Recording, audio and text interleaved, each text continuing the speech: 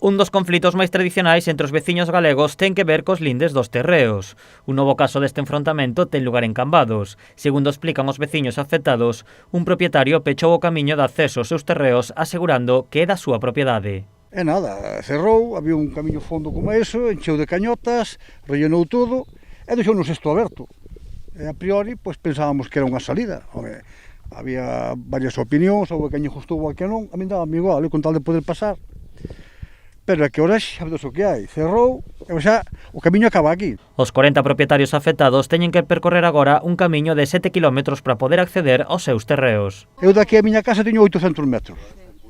Ahora a miña finca está aí arriba, é unha das primeiras. Se teño que ir á finca, teño que andar por menos 7 km.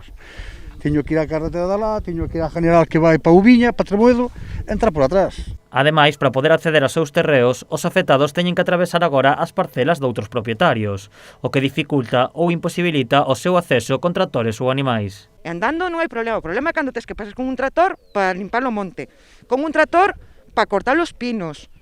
Se un veciño me di, por aquí non podes pasar, ten todo o seu dereito, os da baixo. El non, el teme que dar o meu camiño, o que me corresponde. Os propietarios afectados dispoñen de mapas e documentos antigos que certifican que o camiño era público ata hai poucos anos. Toda a información foi presentada no Concello para que o Goberno local certifique o carácter público do carreiro. Exactamente, que o camiño se meta como público, que o comproben como nos comprobamos no catastro antiguo, nas escrituras antiguas, en todo o que nos basamos.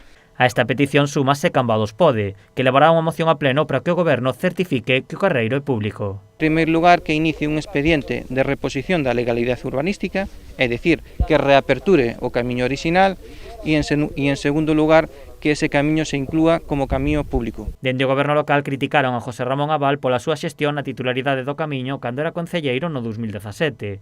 Dende o bipartito tamén indicaron que comenzaron os traballos para verificar se o carreiro é ou non público. Nós que queremos facer un expediente da legalidade urbanística para que se aclare se ese camiño é público ou non, que presentaron toda a documentación para poder xustificalo e unha vez que se aclare esa situación, pois inicialo o expediente. Os propietarios agardan que a súa documentación sexa suficiente para que o Concello certifique que o camiño é público.